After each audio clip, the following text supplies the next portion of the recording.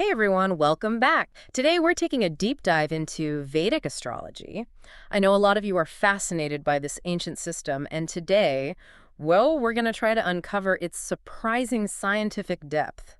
We're going way beyond just horoscopes and exploring how Vedic sages actually blended astronomy and spirituality centuries ago. It's really incredible. Yeah. They had insights that resonate even with our modern scientific world. Yeah, they were ahead of their time in a lot of ways. Absolutely. Okay, so let's start with something kind of personal: birthdays. Okay. You know, we celebrate on the same date every year based on the solar calendar. Right.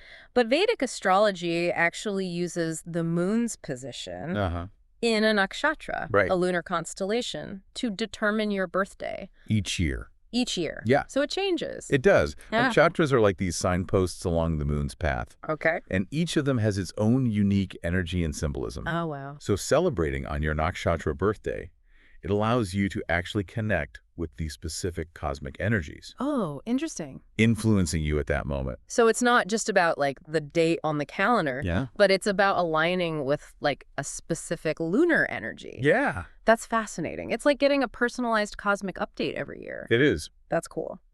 Okay, let's talk about some of these incredible Vedic sages. Okay. First up, Aryabhata, who lived around the 5th century CE.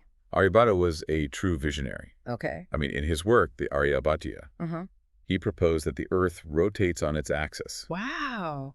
And this was centuries before this idea was widely accepted in the West. That's incredible Yeah. to think about that. His calculations of planetary orbits and eclipses, remarkably accurate. Wow. They actually formed the basis for much of modern astronomy. Imagine figuring that out way back then. I know. Without all the technology we have today. Right. His work also played a crucial role in developing accurate birth charts and panchangs, Right.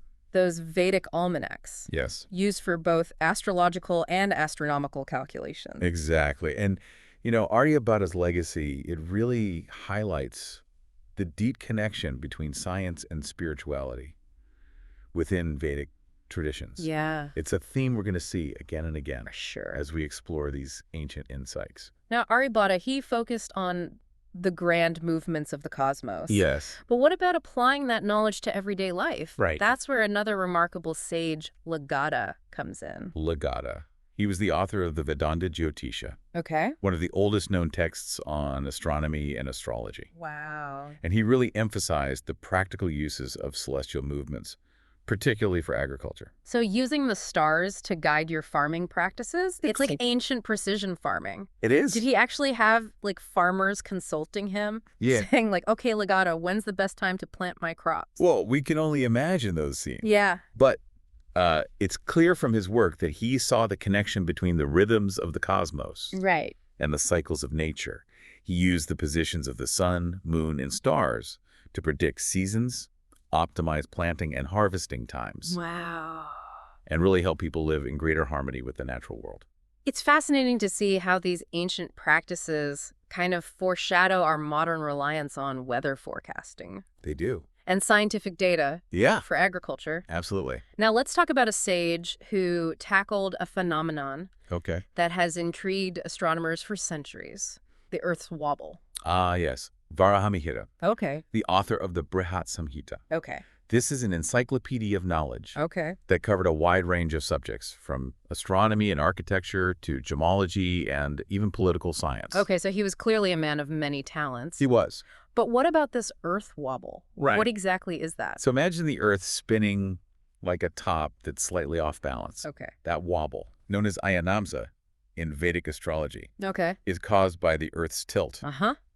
and leads to a fascinating phenomenon called the precession of the equinoxes. Okay, so the Earth's not perfectly upright. It's kind of wobbling as it spins. It is. And what does that have to do with the equinoxes? Because of this wobble, the Earth's axis slowly shifts over time. Okay. It completes a full cycle roughly every 26,000 years. Wow. This means the points where the sun crosses the celestial equator, Okay. marking the equinoxes, Yeah. also shift gradually. So even though we mark the equinoxes on the same date each year, Right. the Earth's actual position in relation to the stars is slightly different It is. each time. Yeah. It's mind-blowing to think that Varahamihira understood this concept centuries before modern science confirmed it. I know. Wow. His insights into Ayanamsa really demonstrate the advanced astronomical knowledge of the Vedic sages and their ability to make incredibly precise observations. It makes you wonder, Yeah. what other secrets What other secrets? they might have uncovered that we're just beginning to rediscover today? It definitely does. Okay, ready for another fascinating figure. Let's dive into the work of sage Bhishma Okay. and the Surya Siddhanta. The Surya Siddhanta, attributed to Bhishma, it's essentially a cosmic manual, Okay. a comprehensive text on astronomy and mathematics. Wow. It covers everything from planetary orbits and eclipses to timekeeping and the calculation of celestial phenomena. So it's like the ultimate guide to understanding the workings of the universe. It is. But how accurate is this ancient text compared to, like, modern scientific understanding? You know, it's remarkable because the Surya Siddhanta contains highly accurate calculations for planetary positions, eclipses, Yeah. even the length of the year, Okay. all based on these intricate mathematical models and astronomical observations. It even introduced trigonometric functions Really? and touched upon the concept of gravitational forces, Wow. concepts that wouldn't be fully explored by Western science until centuries later. That's amazing. They were grappling with these complex ideas way back then. So we've got this incredible system for understanding the cosmos, but how did it actually play out in everyday life? Well, one tangible example is India's lunar calendar, Okay. which is based on the Tithi. Okay. And this measures the angle between the Earth, Sun, and Moon. Oh, wow. This calendar is remarkably in sync with natural cycles, Okay.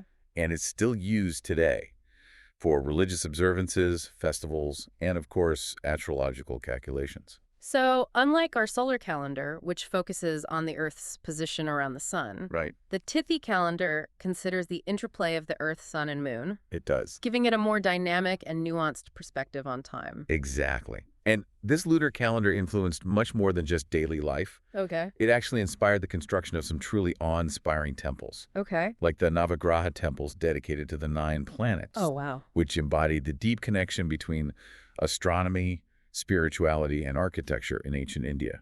Wait, temples dedicated to planets? I've got to hear more about this. Imagine a series of temples, Yeah. each dedicated to a specific planetary deity, Okay. designed according to precise astronomical principles. Wow. The Navagraha temples, found throughout India, particularly in Tamil Nadu, are a stunning example of this fusion of science and spirituality. So they weren't just places of worship. They No. were like astronomical observatories woven into the very fabric of religious practice. Exactly. Okay, I'm already picturing these incredible temples, but first I've got to ask about this division of the universe that keeps coming up. Right. You mention 12 zodiac signs, Yes.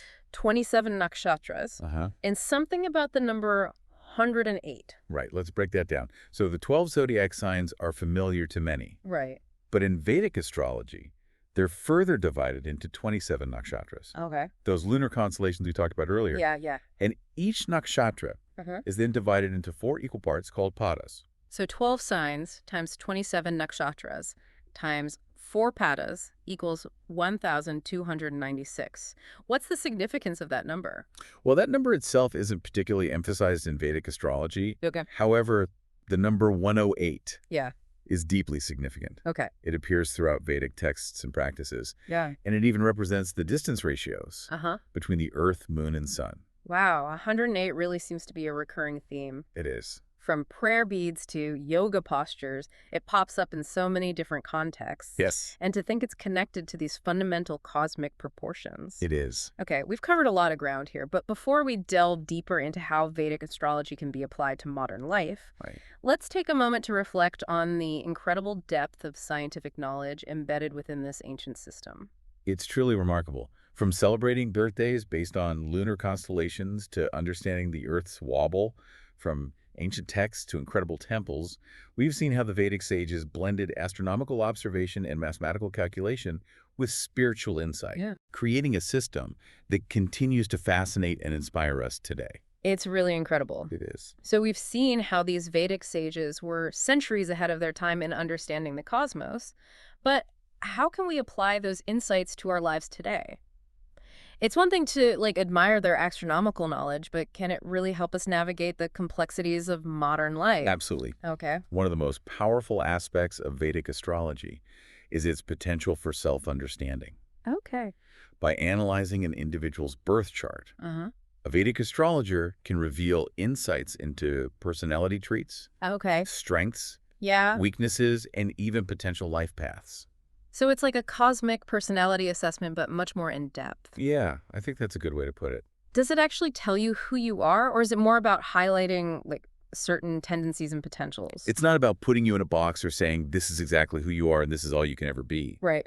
It's more about revealing the unique combination of energies that were present at the moment of your birth Yeah. and how those energies might influence your personality, your inclinations, and your potential paths in life. Okay, so it's not deterministic, but it gives you like a framework for understanding yourself. Right. But what about those ups and downs we all experience in life? Can Vedic astrology offer any guidance on navigating those challenges? It can. Okay.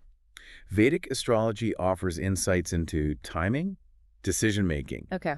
and understanding the cycles and patterns that influence our lives. Okay. It can help identify periods of growth and opportunity, Yeah. as well as periods of challenge and introspection. Okay. For example, if someone is going through a particularly challenging period, understanding the planetary influences at play can provide a sense of perspective Uh-huh. and help them navigate that period with greater awareness. So it's not about predicting specific events like you'll get a promotion next month, Right. but more about understanding the broader energetic landscape and using that knowledge to make informed choices. Exactly. It's about empowering individuals to take ownership of their lives and navigate their journey with a deeper understanding of the cosmic influences at play. But isn't it a bit of a leap to say that the position of stars and planets at the time of our birth can really have an impact on who we are and what we experience in life? Some people might find that hard to swallow. It's a valid question, Yeah, and one that has been pondered by philosophers and scientists for centuries. right, Vedic astrology operates on the principle of interconnectedness, right. the idea that everything in the universe is interwoven Mm-hmm. and influences everything else. Okay. From this perspective, the moment of birth is seen as a snapshot of the cosmic energies at play, Yeah. a unique imprint that shapes our individual nature and potential. So it's like each of us is born with a specific cosmic signature, Right. a map that reflects the interplay of celestial forces at that particular time and place. Precisely. Okay. And a skilled Vedic astrologer can interpret this map known as a birth chart, or Janmakundali, to offer insights into an individual's karma, their dharma, Okay. and the opportunities and challenges they might encounter throughout their lives. Okay, now we're getting into some more complex concepts. Yeah. Can you explain karma and dharma in the context of Vedic astrology? In simple terms, karma refers to the actions we take and the consequences that follow, Okay. while dharma refers to our purpose or path in life. Okay. Vedic astrology suggests that our birth chart reflects the karmic patterns we bring into this lifetime Okay. and offers clues about our dharma, our unique contribution to the world. So it's not just about predicting events, but it's about understanding the karmic patterns at play and making conscious choices to align with one's dharma. That's the heart of it. Okay. Vedic astrology encourages us to take responsibility for our actions and choices, understanding that we have the power to shape our destiny within the framework of our karmic influences. This idea of free will within a framework of destiny is really intriguing. It is. It suggests that we're not just passive passengers on a predetermined course, Right. but active participants in co-creating our lives. Exactly.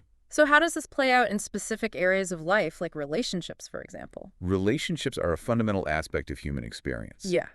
And Vedic astrology can offer profound insights into relationship dynamics. Okay. By comparing the birth charts of two individuals, Mm-hmm. an astrologer can identify areas of compatibility, potential challenges, Okay. and even karmic connections that might be at play. So it's not just about finding the perfect match, but about understanding the energies and karmic patterns that are influencing the relationship and using that knowledge to navigate those complexities with greater awareness and compassion. Exactly. Okay. Vedic astrology can help us see relationships as opportunities for growth and learning, Yeah. recognizing that each relationship brings its own unique lessons and challenges.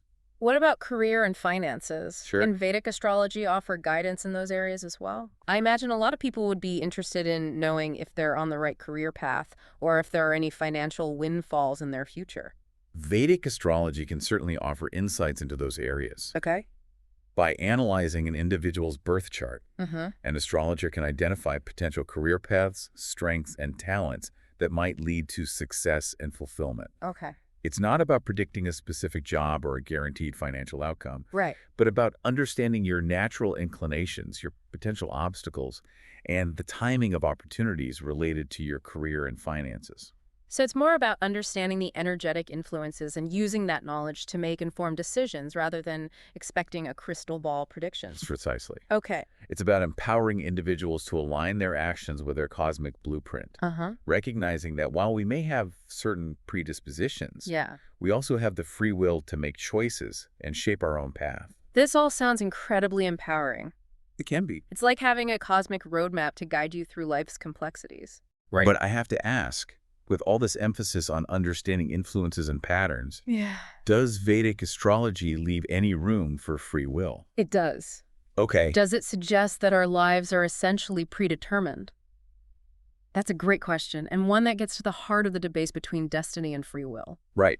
Vedic astrology acknowledges the influence of past karma, Uh-huh. the actions and consequences we carry from previous lifetimes, Okay. but it also emphasizes the power of conscious choice and action in the present moment. So it's not a deterministic system that says everything is predetermined. No. It's more about understanding the playing field and then playing the game, strategically making conscious choices within the framework of our karmic influences. That's a great analogy. Okay. Vedic astrology provides the framework, the map, but it's up to us to choose how we navigate that terrain. Right.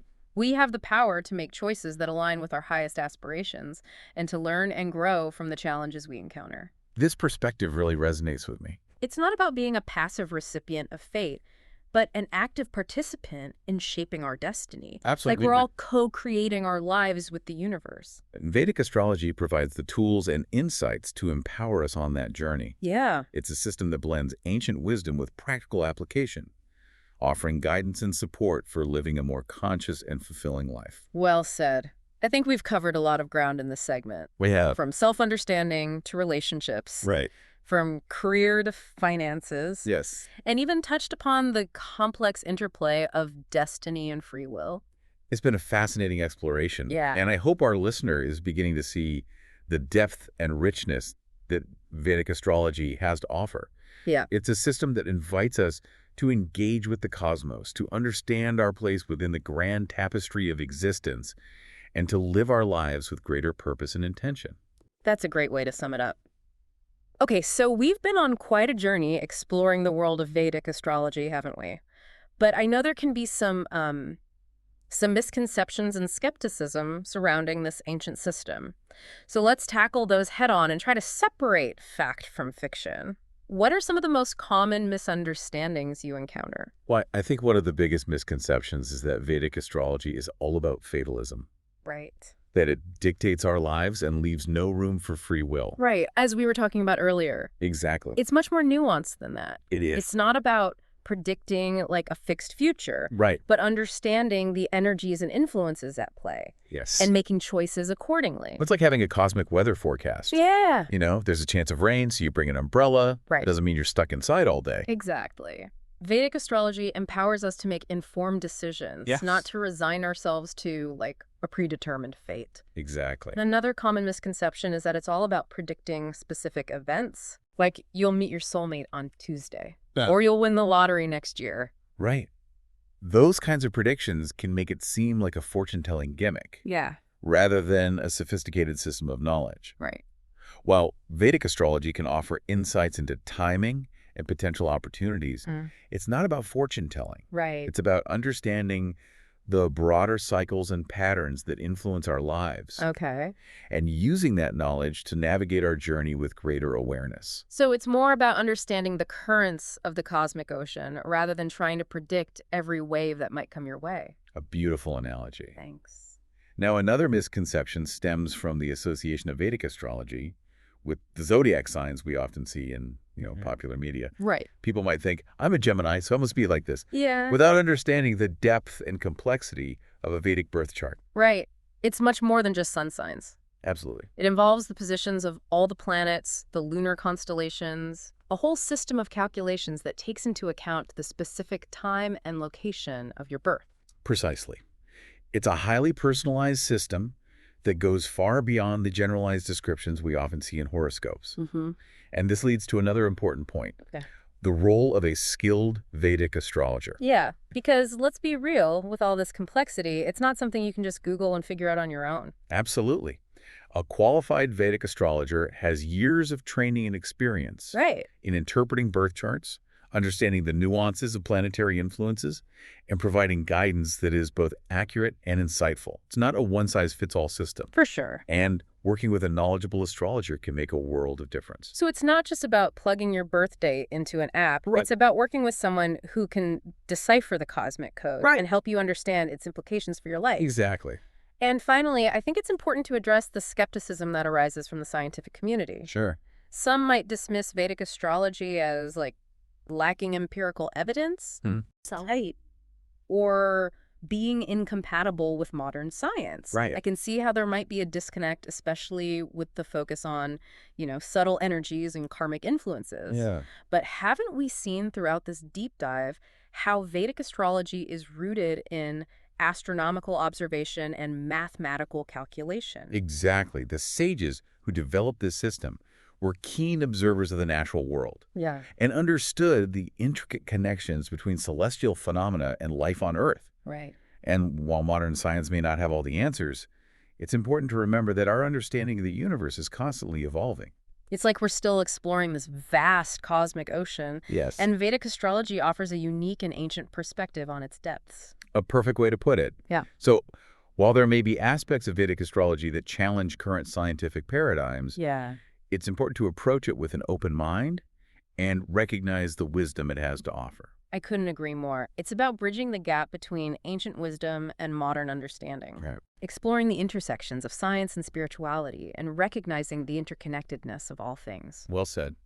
And ultimately, whether someone embraces Vedic astrology fully or simply finds it intellectually stimulating, I think it invites us to consider a larger perspective, Yeah. to ponder our place in the cosmos and to live our lives with greater intention and purpose. That's a beautiful takeaway. We've journeyed from celebrating birthdays with lunar constellations to exploring the depths of ancient texts. We have. From understanding the Earth's wobble to debunking common misconceptions, it's been an incredible deep dive into the world of Vedic astrology, a system that blends science, spirituality, and a profound understanding of the cosmos. So, as we wrap up, what's one thought-provoking question you'd leave our listener with, something to ponder as they continue their own exploration? I would ask them this.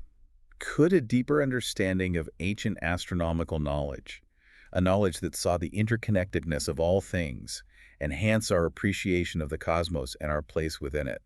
I think the answer might surprise them. A perfect note to end on. Thank you for joining us on this fascinating deep dive. Until next time, keep looking up, keep questioning, and keep exploring the mysteries of the universe.